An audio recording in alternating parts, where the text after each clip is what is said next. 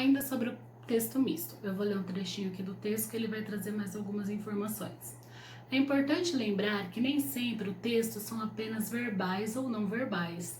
Na verdade, existem inúmeros textos que trazem elementos visuais e sonoros. Uma propaganda de televisão, por exemplo, costuma apresentar imagens e sons significativos, além do conjunto de palavras que tentam convencer o espectador a comprar o que está sendo vendido. Sabe quando toca aquela música assim que você já reconhece? Ela passa uma informação. WhatsApp. Logo que lançou assim, começou uma febre do WhatsApp, tinha aquele apitinho, era tipo um assovio, e as pessoas já sabiam que tinha chegado mensagem no WhatsApp. Tipo, fizeram memes, fizeram vídeos reclamando, tinha gente que já não aguentava mais. Então são coisas que gravam na cabeça. Ou músicas que são usadas em propagandas de determinadas marcas.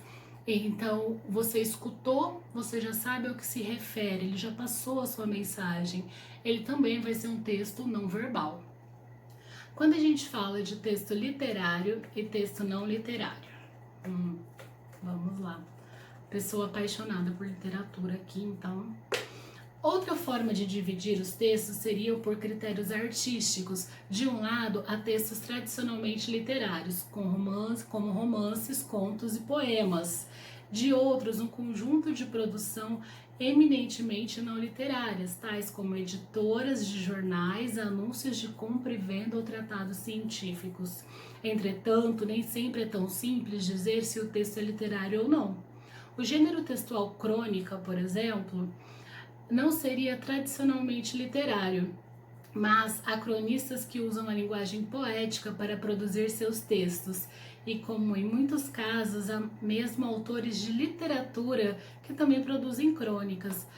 Essa questão, se a gente pegar o dramaturgo, eu tô pensando em Plínio Marcos, não é Plínio Marcos, Nelson Rodrigues. Nelson Rodrigues escrevia crônicas sobre futebol, se eu não me engano, ou é o Plínio Marcos, não me lembro. Alguém digita no Google, pesquisa, eu acho que é o Nelson. Então, ele era um dramaturgo, ele escrevia textos literários, mas ele também escrevia textos não literários.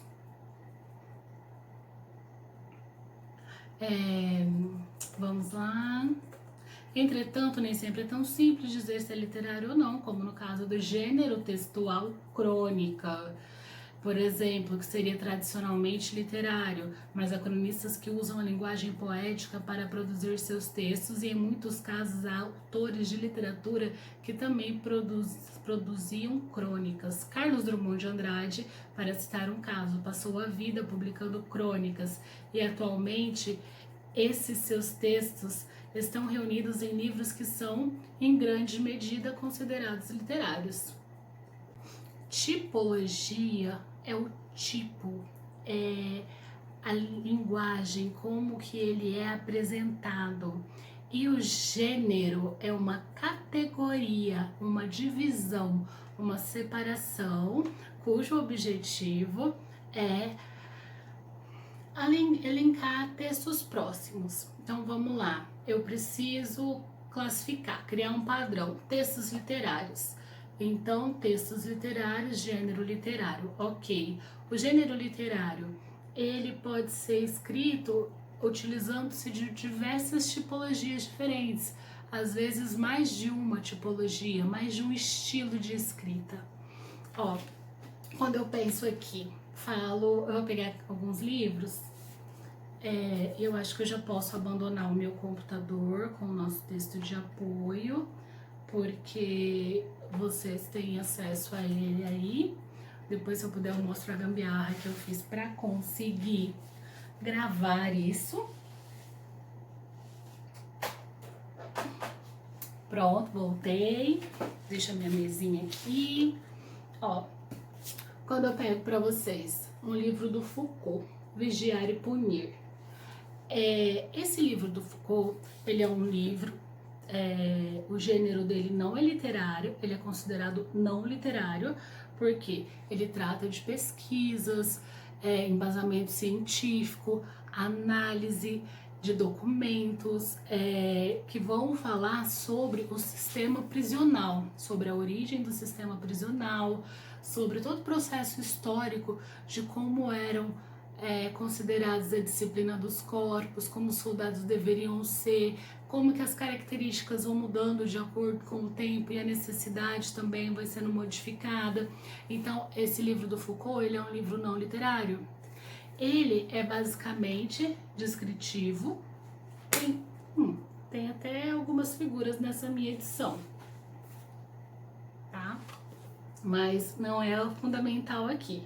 Ele vai ser descritivo, argumentativo, porque ele está me apresentando uma tese, uma teoria, uma ideia, uma hipótese sobre o sistema prisional, sobre a origem da criação do sistema carcerário. Aliás, livro maravilhoso, Vigiar e Punir, Foucault, se vocês tiverem oportunidade, se não, tem um jeito de ter, brincadeira. Então, isso aqui é um livro não literário. Qual que é o gênero? Não literário. Ok. Por enquanto, tá? E eu sei que, mas como que ele é escrito? Qual é o estilo de escrita? Tipologia? Como que ele se apresenta para mim? Ele é descritivo, argumentativo. Vamos lá. Eis que então devemos imaginar a cidade punitiva, nas encruzilhadas, nos jardins, à beira da estrada, que são refeitas, ou das pontes que são construídas em oficinas abertas a todos, no fundo de minas que serão visitadas, 1000 pequenos teatros de castigo para cada crime sua lei, para cada criminoso sua pena visível, tá?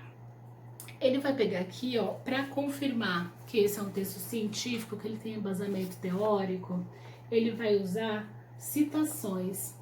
Ó, tá vendo essa separação? Esse recuo, quando a gente faz uma citação em um texto acadêmico, a gente usa o recuo 4, tá?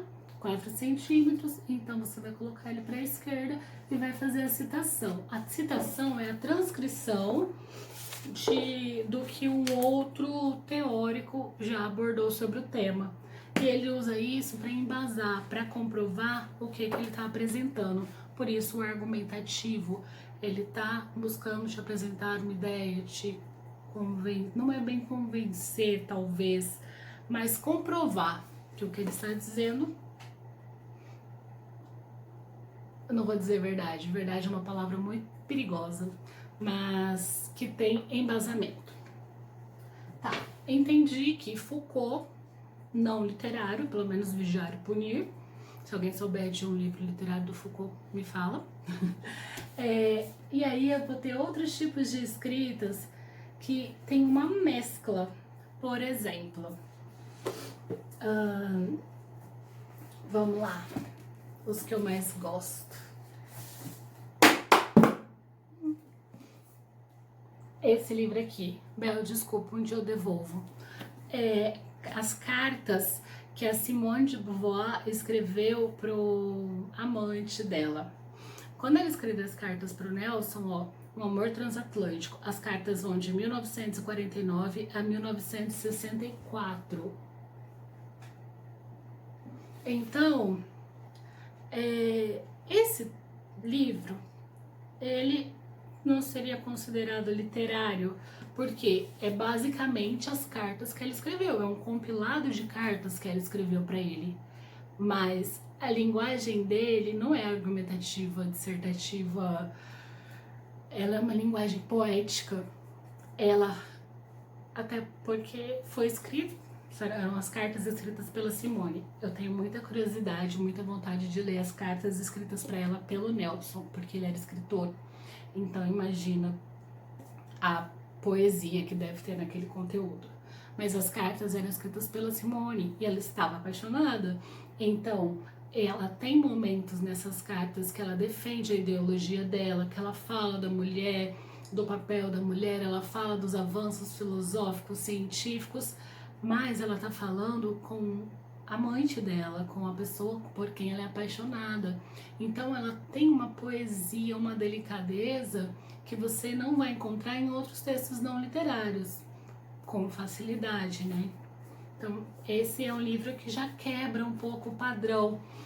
Apesar do gênero ser não literário, serem cartas, o estilo, a tipologia textual, ela ultrapassa o que seria esperado tradicionalmente.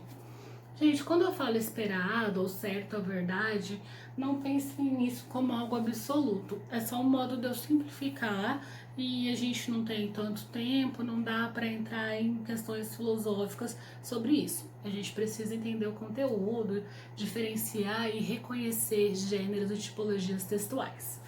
Então, aqui, por exemplo, eu tenho uma biografia do Plínio Marcos, que é um dramaturgo brasileiro.